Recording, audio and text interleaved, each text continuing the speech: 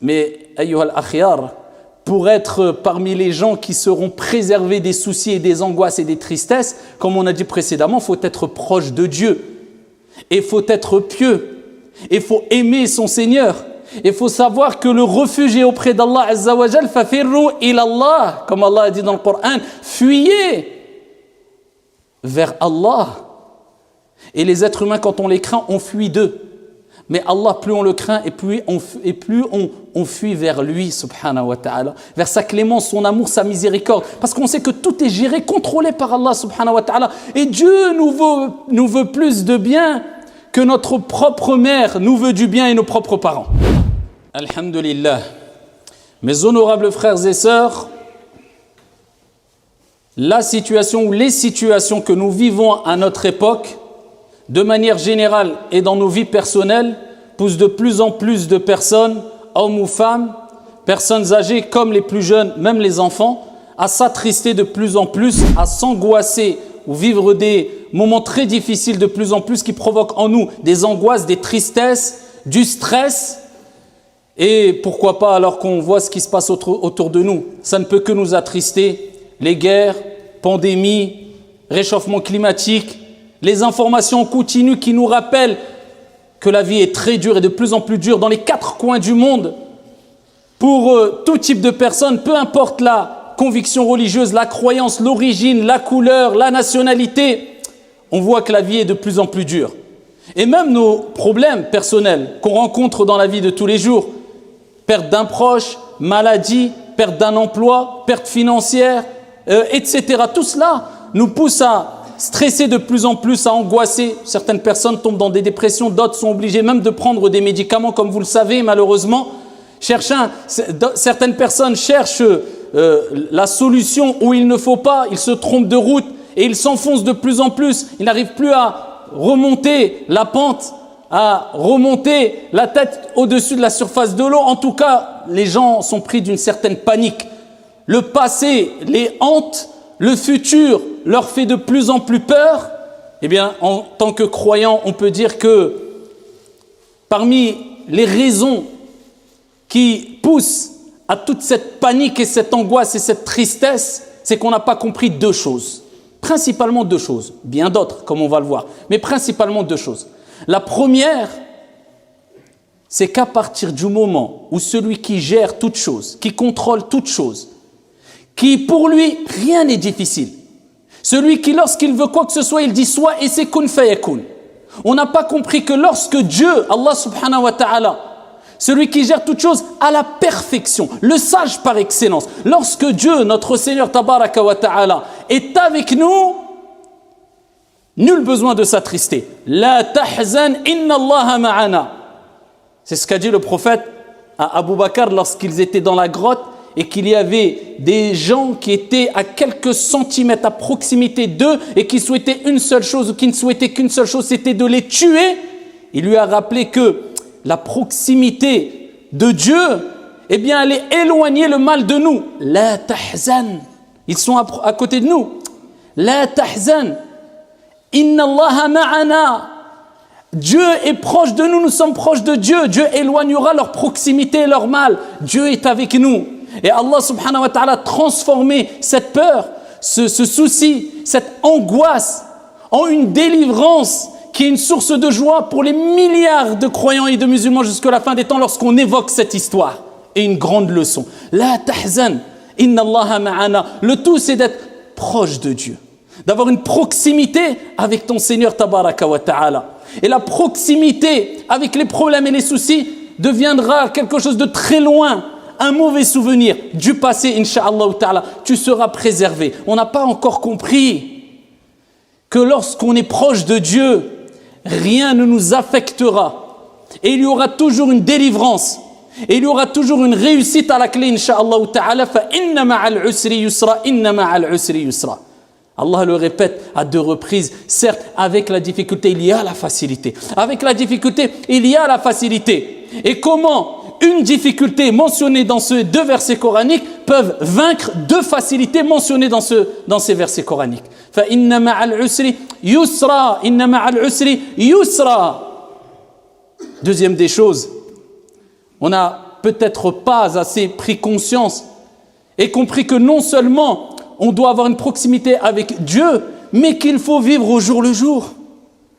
Et dis-toi que le passé, peu importe si obscur soit-il, eh bien, n'est qu'un passé, n'est qu'un souvenir. Et tu ne dois pas t'attarder sur ton passé, mais il faut que ton passé puisse être une leçon afin de vivre au mieux ton présent sans te préoccuper du futur qui peut-être n'existera pas. Vis au jour le jour. Demain, Allahu A'lam. Est-ce que tu seras là ce soir? Je ne te parle même pas de demain. Pourquoi te tracasser pour demain? Pourquoi t'angoisser? Pourquoi avoir peur du lendemain? Ça, c'est la ruse du diable, le shaitan. Ya'idukumul faqr wa ya'murukum al-fahsha. Il fait toujours, ou il vous fait toujours promettre des choses qui vont vous attrister, vous apeurer, hanter votre esprit, provoquer une certaine surchauffe psychologique, physique aussi et morale. Shaitan, il vous promet la pauvreté. Il va vous pousser à penser que vous allez être pauvre. Vous allez tout perdre. Demain, tu vas tout perdre. Demain, tu ne pourras pas nourrir ta famille. Demain, tu ne pourras plus payer ton loyer. Demain, et il vous ordonne le répréhensible mal. Ah, ça, il sait faire. Mais à côté, on a Allah subhanahu wa ta'ala. Allah nous dit, Wallahu, Allah subhanahu wa ta'ala nous promet quoi? Maghfiratan minhu wa fadla. Wallahu wasi'un, wasi' alim. Allah subhanahu wa ta'ala, c'est le plus grand. Allah subhanahu wa ta'ala, c'est lui qui accorde ses largesses. Allah subhanahu wa ta'ala, c'est lui l'omniscient qui sait tout. Ne t'inquiète pas. Allah azza wa jal vous promet un pardon et c'est grâce. Donc toute personne, shayatin ou ins, diable ou être humain, qui vous apporte des nouvelles pour vous faire peur, stresser, angoisser sur le futur. Mais tu vas voir, tu vas pas réussir, mais ceci, cela. Wallahi, sachez qu'ils ont la même mission. Shaitan et eux ont la même mission. T'apeurer, t'attrister. Tourne-toi vers ceux qui voient les choses positives. Tourne-toi vers ceux qui te disent, écoute, vis au jour le jour. Aujourd'hui, tu as la santé, alhamdulillah. Aujourd'hui, tu as de quoi manger, alhamdulillah. Tu as un toit, alhamdulillah. Tu fais partie des personnes les plus riches sur la surface de la terre. Tu as à manger, tu as la santé, tu as un toit pour dormir. Tu veux quoi de plus? Alhamdulillah. Eh bien, on est toujours ici, quelquefois, à craindre le futur et à se prendre la tête avec le passé. Vis au jour le jour, c'est ce que nous a enseigné le prophète sallallahu alayhi wa sallam lorsqu'il a dit « Kun » soit au moment présent, aujourd'hui. « Kun fi dunya ka'annaka gharib aw abiru sabil » soit dans la vie d'ici-bas comme si tu étais un étranger ou bien un passant, un voyageur. Et quand tu vas dans un endroit, tu te dis pas, ouais, mais dans 6 mois, tu dis, écoute, je profite maintenant, alhamdulillah, je vais, parce que je suis que voyageur, je vais rentrer chez moi. Bah, tu vas rentrer chez toi. Je vais rentrer chez moi. Nous allons toutes et tous rentrer chez nous. C'est où? Notre demeure éternelle. C'est l'au-delà. C'est l'au-delà. Donc ici-bas, on vit aussi. Mais on vit de quelle manière? Sans se prendre la tête. Je ne dis pas, ne profite pas de la vie d'ici-bas tout en te préparant pour le delà. Mais ne te prends pas la tête. Ça ne va rien changer.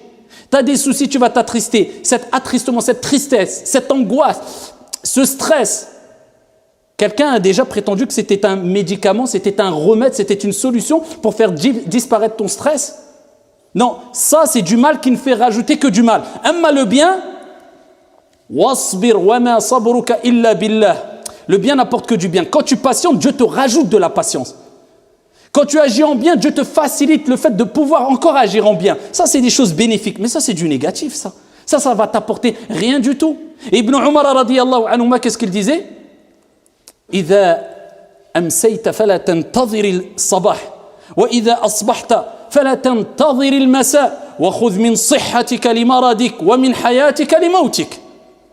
C'est maintenant que ça se passe. Mais dans 2 heures ou dans 10 heures ou dans 20 heures. Attention, je ne dis pas qu'on ne doit pas se projeter dans des projets dans le futur. Mais si ces projets, si tes projections, ces probabilités qui vont se passer te poussent à angoisser, non, ça c'est pas bon. Mais si ça te pousse à rester positif et à entreprendre et à faire des choses bénéfiques et à voir loin, avoir cette vision loin, comme le prophète l'avait, aucun mal, même c'est positif, c'est bien. Il faut être visionnaire dans la vie aussi. Mais vous voyez, la bonne compréhension, le juste milieu. Et Abdullah ibn Umar radiyallahu anhu disait quoi? Quand tu es au soir, il n'a pas dit quand tu es lundi, attends pas 2 siècles après ou 2 ans après ou deux semaines. Quand tu es au soir, n'attends pas le matin. Et quand tu es le matin, n'attends pas le soir. Et prends de ta bonne santé pour ta maladie. Profite de ta bonne santé avant que la maladie arrive. Tu vas tomber malade. Tu croyais que tu allais rester en bonne santé parce que tu es un sportif, tu vas à la salle de sport et tu as 20 ans, 30 ans tout le temps. Tu vas tomber malade. À un moment ou à un autre, tu seras malade. C'est comme ça. Prends de ta bonne santé pour ta maladie et de ta maladie pour ta mort. Tu vas mourir, que tu le veuilles ou non. Donc profite pendant cet instant où tu es ici encore et de ta vie, pour ta mort. Profite pendant que tu es en bonne santé avant que tu tombes malade. Et profite pendant que tu es en vie avant que tu ne meurs. Donc il te dit profite et agis en conséquence et de la meilleure des manières au moment T. Demain je ferai et je me repentirai. Qui te dit que pendant je ne sais combien de secondes, des centaines de secondes, tu ne vas pas mourir? Alors qu'on sait très bien que pendant la nuit, eh bien, notre âme quelque part est entre les mains d'Allah subhanahu wa ta'ala. Il restitue l'âme à qui il veut, c'est la petite mort. C'est pour ça qu'on appelle le sommeil an-nawm akhul maut, le frère de la mort. Quelque part une petite mort pour nous rappeler aussi l'au-delà. Vous êtes dans une activité mondaine, mais la nuit, vous êtes déconnecté de cette vie d'ici-bas, temporairement. Mais ça, c'est juste simplement pour que vous goûtiez à ce qui vous attend éternellement. C'est des ibar, c'est des leçons. Mais où sont ceux qui raisonnent? Eh bien, maintenant, agis, n'attends pas demain, je ferai. Ce que tu peux faire pour ta vie d'ici-bas qui est bénéfique ou pour ton au-delà ce soir, fais-le ce soir. Le matin, n'attends pas le soir, fais-le maintenant. Tu es en bonne santé, n'attends pas d'être malade. Tu es vivant, n'attends pas d'être mort. Et profite au mieux et intelligemment, bien sûr. Et intelligemment. Mais, ayyuhal akhyar, pour être parmi les gens qui seront préservés des soucis et des angoisses et des tristesses, comme on a dit précédemment, il faut être proche de Dieu. Et il faut être pieux. Il faut aimer son Seigneur. Il faut savoir que le refuge est auprès d'Allah Azza wa Jal. Fafirru ilallah, comme Allah a dit dans le Coran. Fuyez vers Allah. Et les êtres humains, quand on les craint, on fuit d'eux. Mais Allah, plus on le craint et plus on fuit vers lui, subhanahu wa ta'ala, vers sa clémence, son amour, sa miséricorde. Parce qu'on sait que tout est géré, contrôlé par Allah, subhanahu wa ta'ala. Et Dieu nous veut plus de bien que notre propre mère nous veut du bien et nos propres parents. Arhamur rahimin, le plus miséricordieux des miséricordieux. Bismillahirrahmanirrahim. Avant chaque verset coranique, chaque soir plutôt du Coran, on commence avec quoi? En rappelant la miséricorde de Dieu. Allah nous rappelle que sa miséricorde devance sa colère, subhanahu wa ta'ala. Fuyons vers sa miséricorde. Allons nous protéger. Regardez, un enfant, quand il va mal, quand il est triste, il cherche qui? La personne la plus clémente et la plus miséricordieuse envers lui. C'est vrai ou pas? Tu peux le donner à droite, à gauche, à une nanny ou à son frère, à sa... Non, il veut sa mère. Parce que sa mère lui apportera de l'amour et de la miséricorde comme personne. Et à ce moment-là, la tristesse va se dissiper. Les larmes vont sécher. Et le sourire va être retrouvé. Pourquoi? Parce que plus tu fuis vers la miséricorde, et plus ici ton cœur s'épanouit, et la tristesse se dissipe. Eh bien, le plus miséricordieux, c'est Allah. Plus tu fuiras vers sa miséricorde, et plus tes soucis se dissiperont, et plus tes larmes se sécheront, et plus ton sourire réapparaîtra, reviendra, éclairera ton visage une nouvelle fois. Fuyons vers la miséricorde d'Allah. Fafirru ilallahi azza wa jal. Et les preuves en sont nombreuses. C'est comme ça que le prophète agissait. Allah subhanahu wa ta'ala ne dit-il pas, ceux qui ont des problèmes, toutes les portes se ferment. La solution? Ah oui, il faut de l'effort. Je ne vais pas dire une solution miracle, tu fais rien et voilà, la tristesse va disparaître, les soucis, les angoisses. Non, il faut des efforts dans toutes choses. Là, l'effort, c'est quoi? C'est fuir vers Allah subhanahu wa ta'ala. وَمَنْ يَتَّقِ اللَّهِ يَجْعَلْ لَهُ مَخْرَجًا وَيَرْزُقْهُ مِنْ حَيْثُ لَا يَحْتَسِبُ. Celui qui agit avec piété vis-à-vis de Dieu, on lui donnera une issue à ce moment-là. On lui donnera une issue favorable et on lui donnera sa subsistance d'où il ne s'attend même pas. La cause, c'est quoi? Taqwallahi tabaraka wa ta'ala. La piété, l'amour de Dieu. Revenir vers Dieu. Parce que Dieu, quand il t'éprouve aussi, c'est parce qu'il t'aime.